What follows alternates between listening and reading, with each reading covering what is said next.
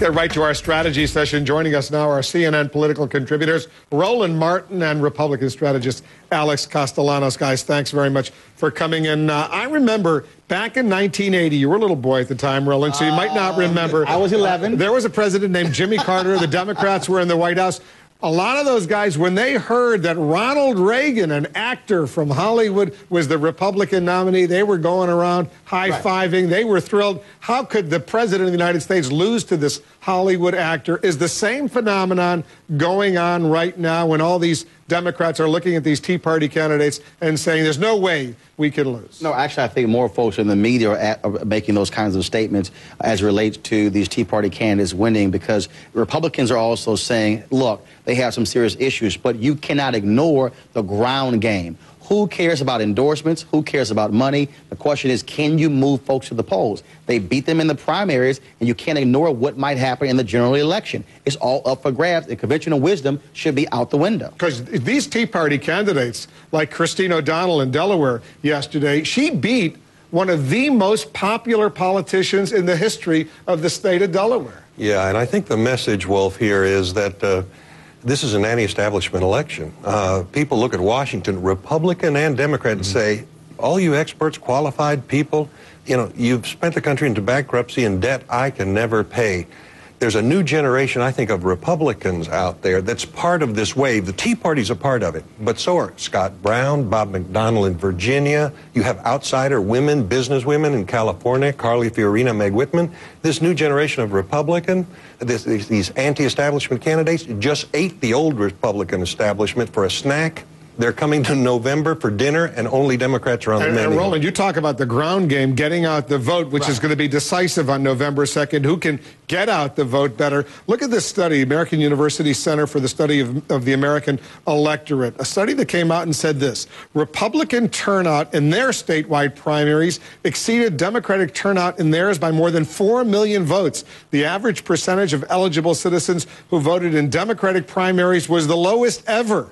The average percentage of citizens who voted in the GOP statewide primaries was the highest since 1970. The Republicans, the conservatives, they're enthusiastic. The Democrats, not so much. That is no shock, because, again, American voters, whether you're white, black, Hispanic, Asian, folks operate on emotion.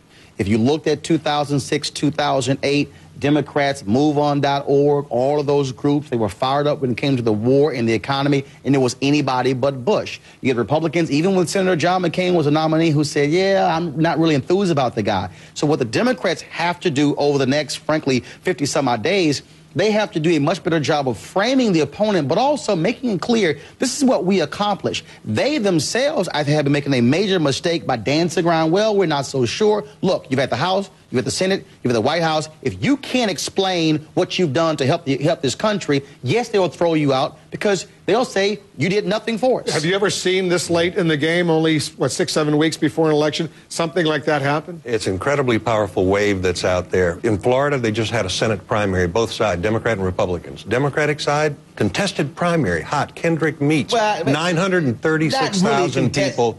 Very close. He came from behind to win. Right. 936,000 Democrats came out to vote. On the Republican side, the race was over. Marco Rubio got 84%. 1.25 million Republicans came out. 340,000 more. That's how big the wave is. But the reason the wave is big is because of the Reagan effect. Reagan said, look, we don't have faith in Washington. Washington's broken. But the American people can do anything.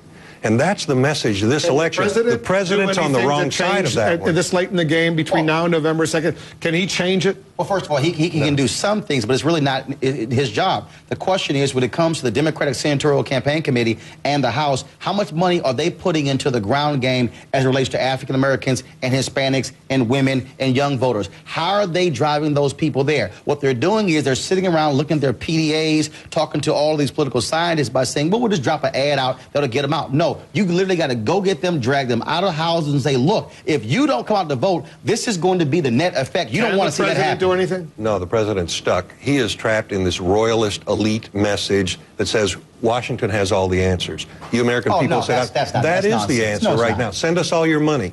I've never seen anything as fundamentally dishonest, by the way, as what the president did today, saying, by the way, if you don't give us your money, if I don't take money out of your pocket and put it in my pocket, you're costing me money. It's not Roland. That's his message. Here's the fundamental problem you have. Reagan won because his message was, I have faith in the American people. The Democratic message this election is, we don't have faith in the American people. Send us your money to Washington. But you know what? The same people who are Republicans and independents and Democrats, when they want the economy fixed, when they want education fixed, who do they look to? They're not looking to the person down to their next door neighbor. They're looking to government. The question is, are they getting what they want out of government? And so people on both sides like it when government gets involved, but when times are happy, they say, oh, we don't want any government. They've all been clamoring for more government. The establishment's cooked. On the Republican and Democratic side. We've just seen them have the Republican establishment for a snack. Dinner time's coming. Okay. As if the ground game on the Democratic side, if it doesn't come to pass, that's going to be the key, the ground game.